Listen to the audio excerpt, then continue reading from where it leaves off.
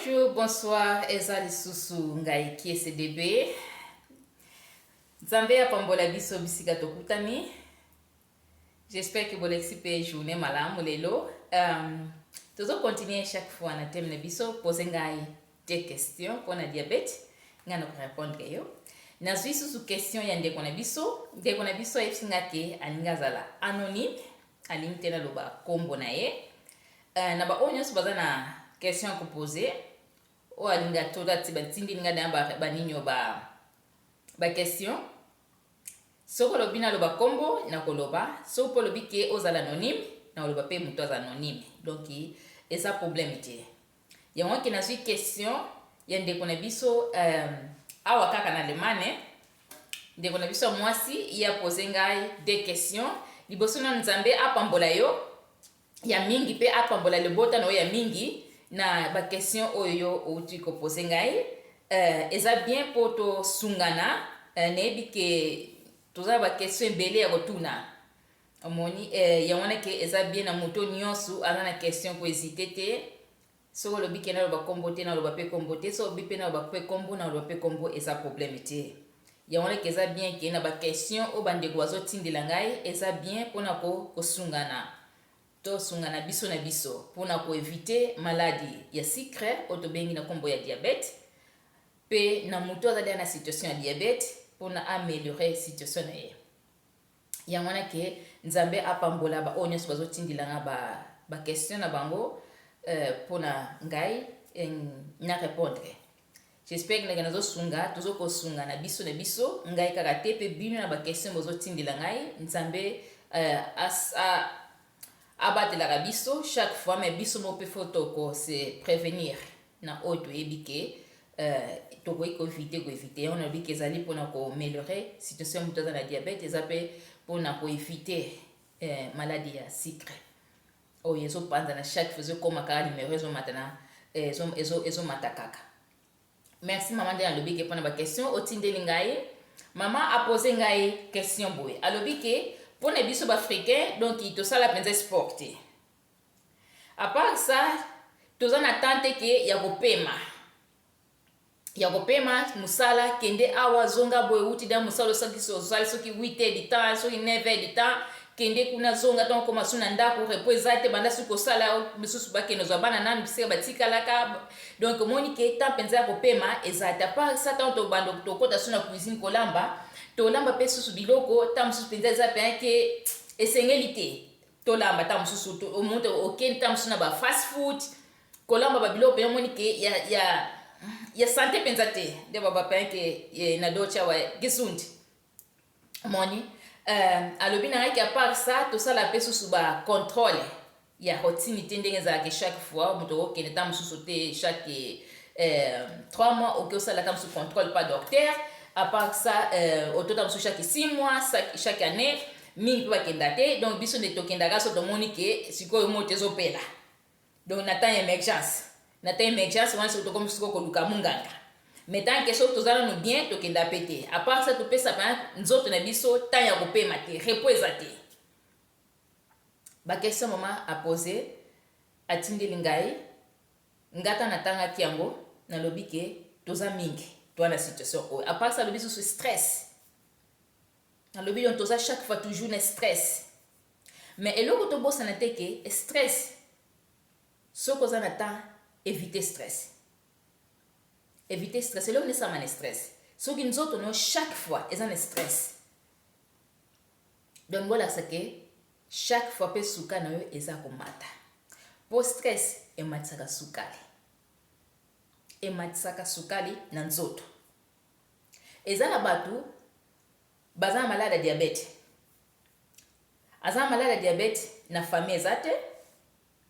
liboso donc diabète na ba ya modèle oyo ya type D na famille zate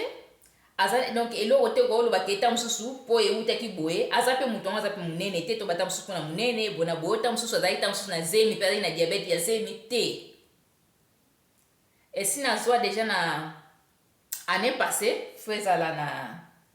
na sanza ya 8 mois boye na bande ko pesa cours sikona cour na ndeko pesa ezaki na tata moko ye chaque fois hendi na elela na kaka portable na elelaka fois bima banda akendo yamba sikona ndenka ya ko se présenter tant cour ezobanda liboso to ko mutu fois à se présenter sima question ya chaque fois est-ce que vous avez diabète na famille poto ye batam se koza ka traver pour na famille ya mpe mutu azana diabète mais papa na diabète na famille ezate bon tant ce qu'on a bandé ko expliquer na bike pour na nini eloko ne e provokaka diabète type D na mando pesa na bipe stress donc voilà c'est que stress tam sous pendant 3 mois te stress ya tamulai pe ya mbule belo donc za mingi na stress mingi tana lobby ayebisinga ya ba atombol musapi alobi diabète nezali pour le stress donc on a dana diabète pour le stress eza pona bilo akolia tita mso aliaka mabe oto aliaka sondeni te eza diabète na stress ya wana eza bien ko éviter stress to pesa nzoto na biso ta ya kopema so uti da musala omoni ke osada 8 4 soki combien de temps osali lingo pesa nzoto repos epema po stress permanent stress et ko bota pe sucre et boti tension et boti so malade bele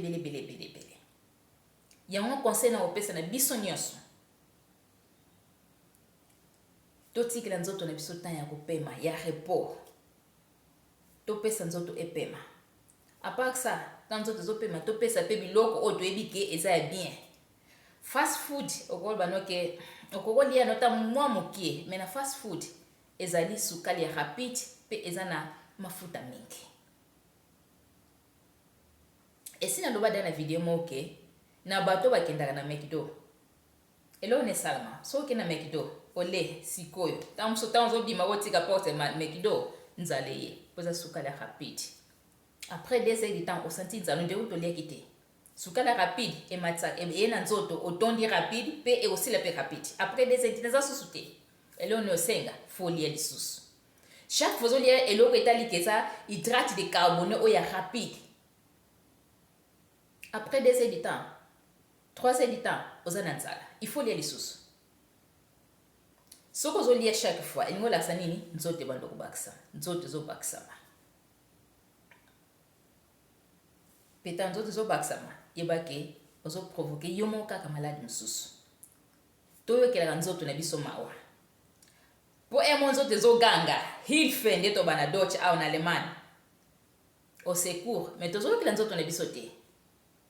tozo comprendre pete ke nzoto na biso peke ezo ganga elembi eza na problème eza na posa repos eza na posa loko boye to contrôler biloko na biso kolia to contrôler to zo mota ya kolamba biloko to ebike nde na obaki na video misusu ke bandunda na biso e osa biso lo te sukale o matate e o provoquer biso diabète te to lia ba wangela na biso to lia madeso ba biloko na biso to lia oreko kenta so na pizza oke na duna oke nkana na ba pommes eza rapide mais eloko ne otina nzoto na santé eza interdite okolia no bidelo na posa ya na lia duna okolia no na posa lia pizza okolia meza te ke eloko moko comme protein chaque semaine olia biloko wana na oyo to ko éviter to éviter pour na santé na biso moko pour ce qu'on déjà problème surtout malade o ya sucre ce qu'on yango de oza na kati okoti na kati eza loko ya kasho okoti déjà so koti déjà mais eza possible to éviter ngo biso moko na biso faut to éviter mutu musuta ko éviter le biso ngo pena alobele sous mama na question na tourner sous pour le sport to sala ba sport de biso ba africain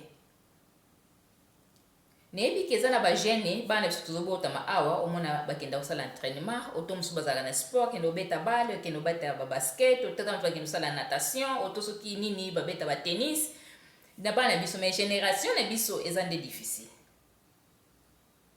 bazali na bomba kenda bango sala entraînement akepe azokende ko entraîner sport ezaka teke osala ndeti obando kima marathon ti kaka nde wante ko kima marathon ke wando sala sport te so lobi kaka ke 2 fois par semaine okendaka ka 30 minutes kotambolaka okima mbangu te so indeni kotambolaka ka normal nde toba awa na dodge chipatire kantu okeka kotambola oko aider nzoto na yo donc oko aider état en santé no ya mingi po mouvement ekitisaka sukali ekitisaka tension ekitisa cholestérine et puis ba poumon na yo eko respirer oxygène ya bien poza na libanda mais mutu akoloba kete kise debenga ata na sala na musala na sala deja mingi nga na sala na hôpital ofandaka te fo kenda ozonga boye ndotamba pa kilometre kaka wana panda soki 4 8 edita mutu asalaka nzoto na biso esemesana dia na mouvement wana esemesana ya omoni katolo biki osala diete okonda na mouvement osala na musala odimine na ote il faut tia mouvement mususu sport mususu o nzoto nona na emesana na mote eyebi yango te nde na lobi par semaine pardon des fois tam soki ndaka otambola 30 minutes okoko sala yo mo test avant bima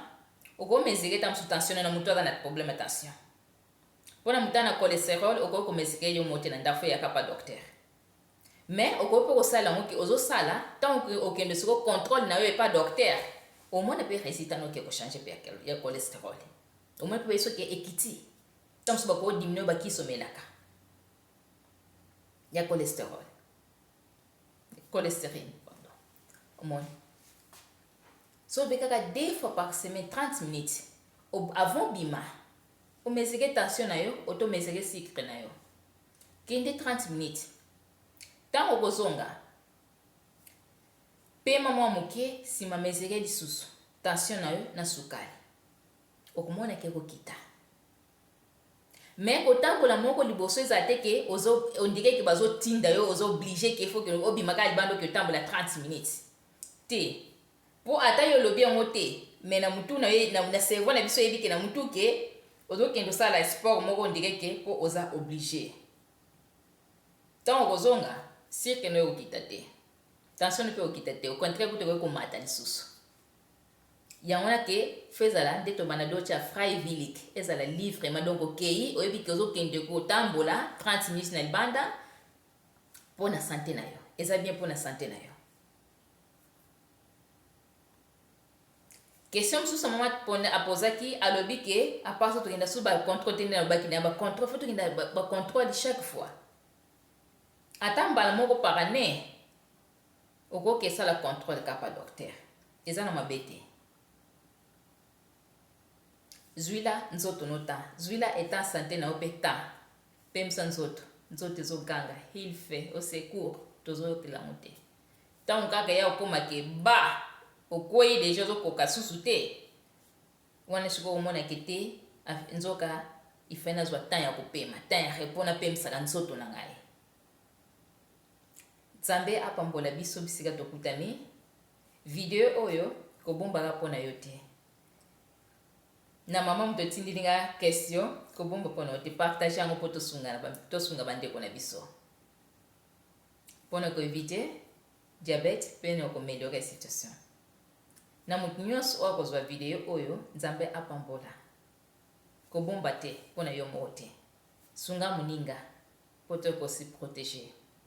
Merci, qui est CDB.